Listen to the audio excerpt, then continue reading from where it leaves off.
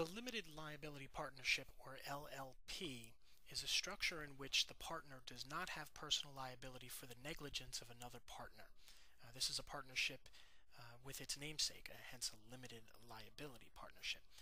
This business structure is used most commonly by professionals such as accountants, lawyers, or other types of professions where there might be professional liability involved. Companies or people involved in giving advice, therapists, things like that. The corporation is another common business structure, and it is a chartered legal entity that has certain rights, privileges, and liabilities that extend beyond those of just an individual or a sole proprietor.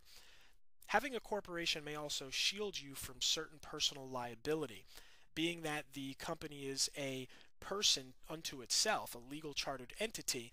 The liability may stop with that legal entity. You also may have certain tax or financial benefits of being a corporation. However, these can be offset by other considerations such as increased licensing fees, taxing fees, state fees, or maybe decreased personal control, especially if you've implemented a board of directors that take over control of the corporation. Corporations can be formed for profit or nonprofit reasons, some of which may open you up to additional funding sources, whether private or public. A corporation is a very common form of ownership, and usually a form of ownership chosen by the larger small businesses and also large businesses in general.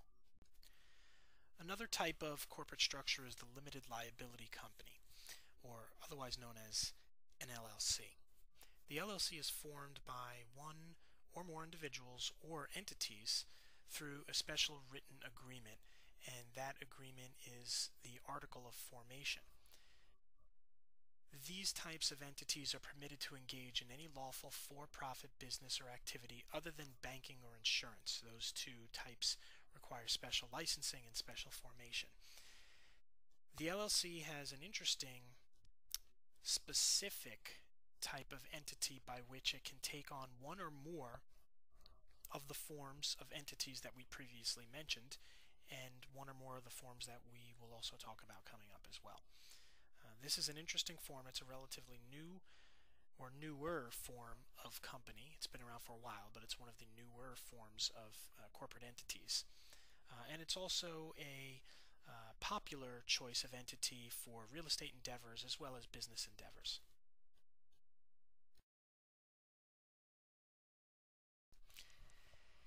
After you've decided what structure your corporate entity will take, or what structure your company overall will take, one of the next important steps in planning your business is to choose the name your business will take.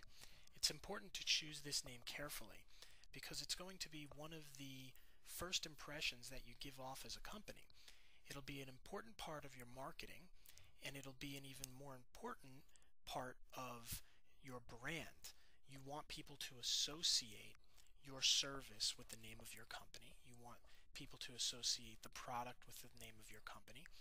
Think of companies like Microsoft that are synonymous with the types of products and services they sell. Think of a company like Kleenex. You can use almost any type of tissue or tissue type of product, and somebody's going to call that a Kleenex. Very rarely will they actually call it a tissue, or I should say less rarely or less often than they would actually call it a Kleenex, even if it's not a Kleenex. Think of grabbing a tissue like Puffs or something like that. Think of some of the candies out there that have amazing brand name recognition. This is how you want your company to be recognized. You want your company to have an amazing brand, and you want it to be synonymous with the name that you choose for your company. You also, when choosing your business name, want to make sure that it's not too much like the name or trademark of another business.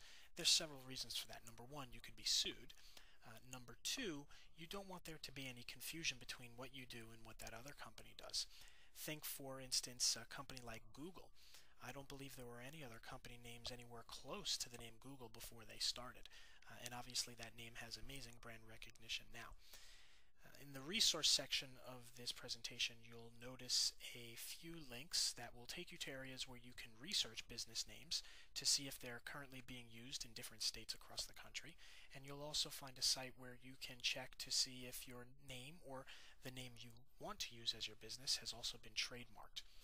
Remember to be creative. This is going to be your first impression, so take some time and think about what you want your name to be and what your company's first impression is going to be when you're out there in the market.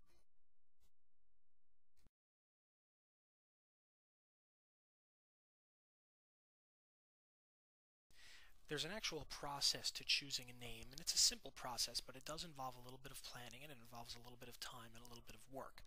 The process by which you're going to pick your name is a 5-step process for the state of Washington, and we'll go through it step by step. First, you want to search existing company names throughout the Washington State Secretary of State records. The Secretary of State is the department that registers business names and keeps track of active business names and business licenses. There's a link in the back in the resource section that will show you how to go to the Secretary of State records area online and perform a search.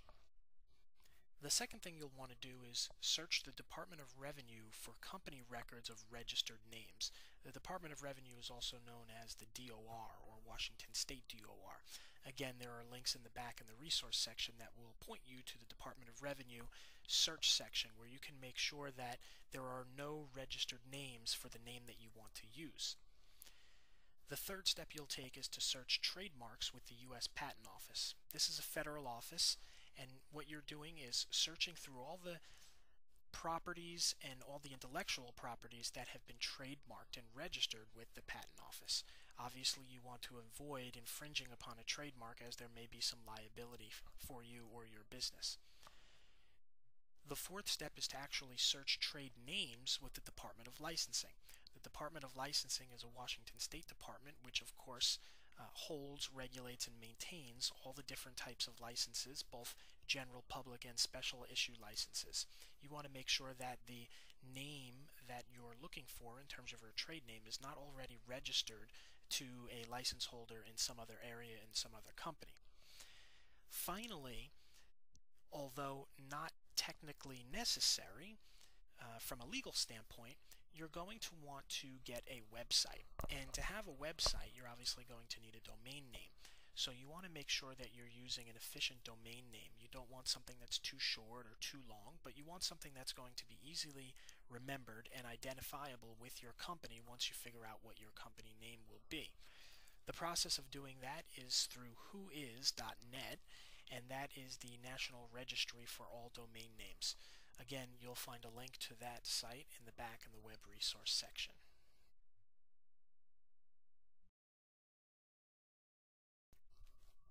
The purpose of doing this type of planning and this type of searching is to make sure that the name you choose for your company is not currently in use by another company.